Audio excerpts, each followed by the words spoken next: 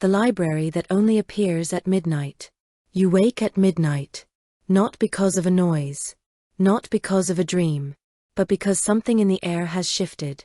You sit up in bed and glance at the clock, 12 a.m. Exactly. To the minute. Outside your window, the city is quiet. No cars. No footsteps. Just the hush of sleep settled over the world. And then, you see it. A soft light. Not bright like street lamps. Not harsh like screens. But warm. Golden. Like candlelight caught in mist. It glows from the edge of the part where nothing's been for years. But now, there's something there. A building. Tall. With curved glass windows and ivy crawling up its sides. A sign over the arched door reads, "The Midnight Library." Curiosity pulls you from bed like a string tied to your chest. You slip into your coat, step outside, and walk toward the light. As you get closer, the air changes. It smells like old books and soft rain. The kind of scent that makes you feel like you've been here before, even if you haven't. The door creaks open at your touch, but no alarm goes off. No librarian shushes you. Instead, you're greeted by silence. The kind that welcomes you in, wraps you in a warm blanket, and says, "You're safe here. Stay as long as you need." The inside is enormous. Spiral staircases, floating lanterns, endless shelves stretching into a cozy velvet sky. The walls shift gently, as if the building is breathing. A cat naps on a cushioned bench nearby, its ears twitching in dreams. You walk quietly, your footsteps softened by thick carpets. On the shelves, the books aren't labeled by author or genre. They're labeled by feeling. For when you're afraid of the future. For when you need to believe again. For the lonely but hopeful. For those who want to rest. You reach out and choose one at random. The spine is warm to the touch. You open it. And suddenly, you're not in the library anymore. You're on a hill, watching children fly kites powered by solar ribbons that sparkle in the sun. A gentle voice narrates in your head. In this world, energy is free and abundant.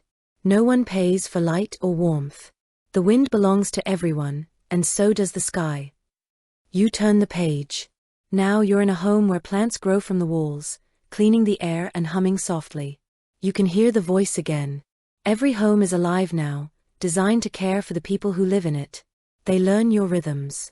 They make tea when you've had a hard day. They remind you to call your grandmother, and never forget your favorite songs. Another page. You're watching two children play on a moonlit shore, stars shifting above them in real time. One of them says, "Our school is run by dreamers. They teach us how to imagine better worlds. Then we vote on which one to build next." You smile.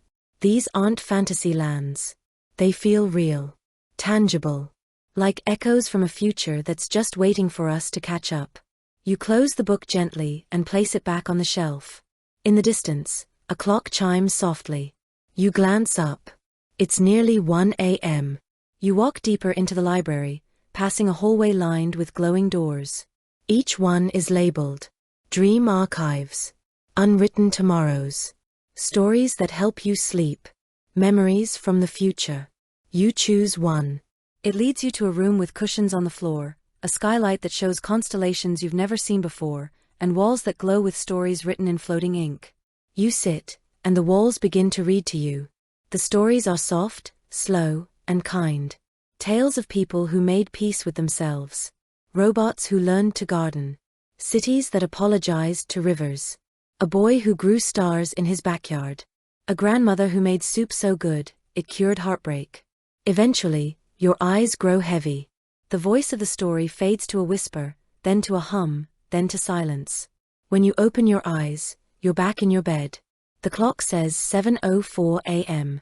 Morning light spills across your blanket. You rush to the window, but there's no sign of the library. Just the empty park. Same as always. But your shoes are still damp from last night. And your hands smell faintly of lavender and ink. You smile. Because maybe the midnight library doesn't need to be seen. Maybe it only needs to be remembered. And maybe, it will appear again. The next time the future feels too heavy.